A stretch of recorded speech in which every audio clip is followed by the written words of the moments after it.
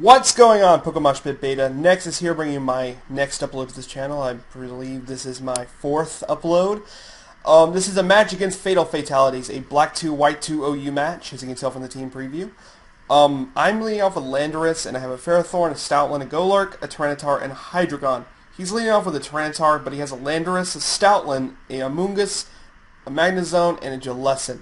So here you can see we share 3 of the same Pokemon.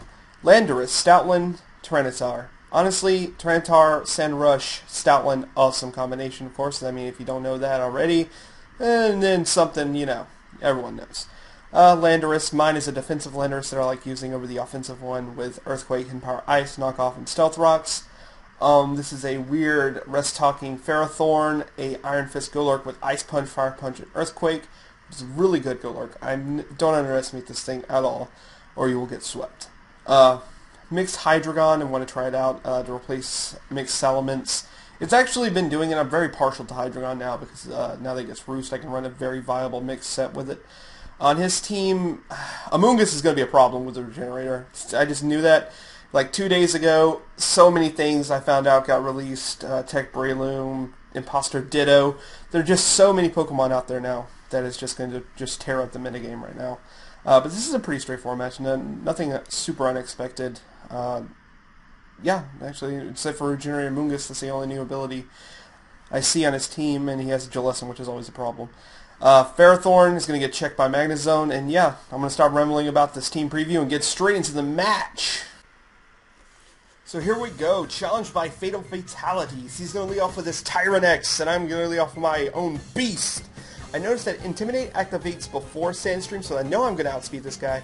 So I'm going to go for the Stealth Rocks, thinking he might switch out into something, fearing the Earthquake, but he sets up Stealth Rocks instead, which is fine, because I can go for the Knockoff on the next turn, knowing he's definitely going to switch out fearing the Earthquake.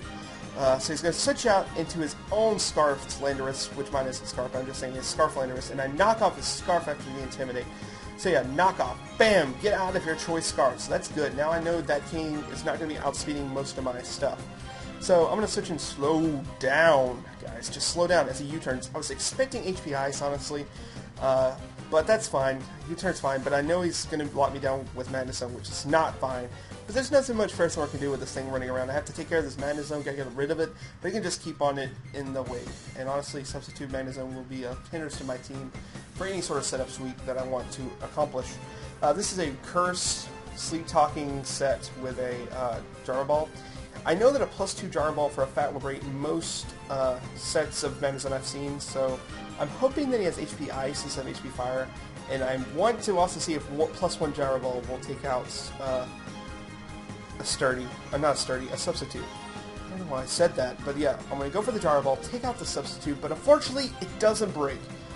Well, I knew that might happen, so I was like, okay, still banking on HP Ice and not HP Fire, so I'm going to go for another Curse, thinking that maybe 2 Gyro Balls might not do anything either, depending if he has random investments in defense, which would be a pain if he does, and that definitely wouldn't break himself after even 2 +1 Gyro Balls wouldn't do that. So I'm going to make myself even slower and even stronger, but unfortunately for me, he reveals this turn, I believe, that he has HP Fire. So he's like, HP Fire, HP Fire, I'm like, HP Ice? But no, it's HP Fire, like I was fearing the entire time. So yeah, this guy's behind a sub. Now I have to do something about that. I can switch in anything to take it, but I really just want to break a sub so I can get a first switch into anyone. I don't want to take any damage with Golurk or Hydreigon, because I do want to get rid of Stoutland and Jellicent and hopefully get a Golurk sweep going on, but that's not going to be the case. So I'm switching. I know I can survive 1 hit from this Magnezone, so I want to set this up and go for the Focus Punch, because I know I can break a sub with Focus Punch. Honestly, that's a no-brainer. So his sub's going to fade as I go for the Focus Punch, and hopefully his sub will fade as well. So, which it does. I mean, it's a Focus Punch for a Tyranitar. That's a no-brainer once again. So, yeah, I'm just going to keep going to the Focus Punch, knowing he's probably going to keep subbing until I predict his switch, or I predict him to attack me. But I'm just going to go for the same thing. I'm willing to sacrifice Tyranitar to keep this guy from subbing up anymore, honestly. If I get the first switch in anything, scare him off, stay in, get him with an unexpected Earthquake, I can do all these things and hopefully take him out. So I'm going to go for another Focus Punch, but he's going to predict me and go for the Charge Beam just to get some more Essential Attack raise and finish me off with a T-Bolt the following turn, hopefully, or set a sub. So his next turn, I believe he tries to set up another sub, which is getting a little bit annoying, honestly. I'm like, come on, can't you see I'm stacking my Tyranitar here? Just die already, or just let me do stuff. Honestly, I think the better play here would have been to switch into something to his Jellicent. But there's no telling if a Skull could actually take me out, and but he could burn me with a Skull. But this is fine. It's going to finish me off with a T-Bolt, and I'm going down.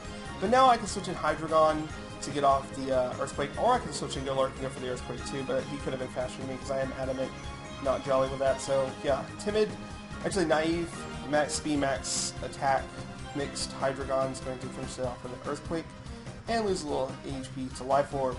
So yeah, that thing's down. I guess I'm going to attempt to Earthquake finish off, but the Stoutland comes in. Now I'm predicting the Superpower because he seems to get Superpower now, which is really awesome. I'm switching Focus now, which is my Golurk, so I can resist the Superpower and basically attempt to hit whatever comes in. I'm predicting his Landorus to come in, so I'm just going to go straight for the Ice Punch, the Iron Fisted, Life Orb boosted Iron Punch, or Iron Punch, Ice Punch, and hopefully that's going to take it out. Crit or not, that is definitely going to take that out. So yeah, especially that range of health. I think it might have been a full health that could have took it out, as long as it wasn't defensive. So yeah, I'm going to switch out here and go into my Beast to get the Intimidate and see what he wants to do. I believe this Landorus is actually a really big problem for this freaking Stoutland. I know I've seen the moves Superpower, Crunch. I know he has a normal type move probably, and yeah. So I'm going to go for the knockoff here. I know he's going to switch out because honestly, who's going to stay against Landorus when he can easily KO it with a Earthquake? I know I have no attack investments, but he's still sitting at like 300 something attack, which is awesome, especially for a defensive Pokemon. He has Bolt, Semi-Bolt with max HP and max defense, and a decent attack stat without any investments. So yeah, defensive Landorus, go you. Unfortunately, I have to leave this thing in sleep fodder, and hopefully I can get less than a 3-turn wake up. I always get a 3-turn wake up, so I'm like, I don't want to leave. I hate Spore so much. It's my least favorite move. So Tyranitar comes in, and I'm just going to go for the. Actually, I don't know. I'm going to go for the Superpower, I believe here. But he predicts that and goes into his Amoonguss, back to his Amoonguss. Unfortunately for me, I do reveal Superpower plus my Shell Bell after this attack. This set is a Shell Bell 4 attacks, Sand Rushing set, Adamant Nature, with max speed, max attack, of course. I didn't want to use Superpower, but I had to go for it. I could have went for Ice Fang predicting the switch, but he could have easily switched in Jellicent to resist me too. Honestly, Jellicent's pretty bulky as hell too. Here I'm just going to go for the, I don't know what I'm doing. I'm going to go for the EQ, hoping that'll do enough damage to hopefully KO it, and maybe he doesn't carry the Ice Beam, but most Tyranitar's nowadays carry Ice Beam. Hell, my random Focus Punching one carries Ice Beam, so I know his probably does too. Considering Gliscors, Landoruses, all the things that threaten Tyranitar usually are weak to ice nowadays. So it's a good thing to carry that on. So he's going to switch in, I'm going to switch into Wolf and scare it off, hopefully with a Superpower. So I'm going to predict his switch into Jellicent this time and go for the Wild Charge. But unfortunately for me, he does predict that it stays in, or he's just willing to cycle on Tyranitar as well. Because once again, the Weather War is over, my First Thorn is dead, and my thing that's weak to ice is dead, so he's probably just willing to cycle this. Here I'm just going to go for the safe Double Edge in case he wants to switch into anything. But unfortunately for me, I'm such at a low amount of HP now because of this thing. So he's basically going to try to whittle down my own Stoutland. At this point, I should have realized his Stoutland was probably adamant, or he didn't want to fear the Speed tie with the Jolly Nature one. So I'm just going for the Double Edge here. Gosh, it doesn't do enough. And he's going to Giga Drain me, and I'm just like, okay, now I'm at 2 HP. He's probably just going to stay in and let me die to recoil at this point, but I'm just going to go for the Ice Fang, get a little bit of HP back, and basically hopefully survive another hit and get some more Shell Bell recovery. But he chooses to go for the safe thing, go to Mana War, which is Jellicent. I'm just going to go for the Wild Charge to get as much damage as I possibly can. I wish Shell Bell activated before recoil, that would be so awesome. But unfortunately for me, it doesn't, and that's going to kill him, but it's also going to kill me, so it's a double down. His last Pokemon remaining, I believe, is his Stoutland, and this is where the game gets to its last moments. If I can wake up at any moment, I can kill this with one hit from my Beast. But he reveals he has Howl and he has not Choice Band, so it's not going to be as easy as I thought. Alright, first turn, I'm asleep. First turn, alright, I can wake up next turn and go for the Earthquake to finish it off. I'm asleep again. Okay, I'm going to go for the thing again, but he's going to go for the Frustration. If I wake up now, which is my third turn of sleep, but I don't, I get the 3 full turns, and it's going to be his game because of that. Honestly, it could have been, it went down to the wire. That was basically the winning play I see it as. You guys can see another play that might have been a winning play. But once again, you don't have to have a winning match to have a good match. And honestly, I had a lot of fun with this, especially that we brought 3 of the same Pokemon, the same sort of offensive core going on here with Southland. And yeah. Remember to like, comment, subscribe to the Pokemoshpitbeta. You can check out Fatalfatalities channel below, my channel below. And if you like this narration, just please go check out my channel. Just go look around, see what you have, what you like, what you see, what you like, and see if you like anything. So yeah, peace guys.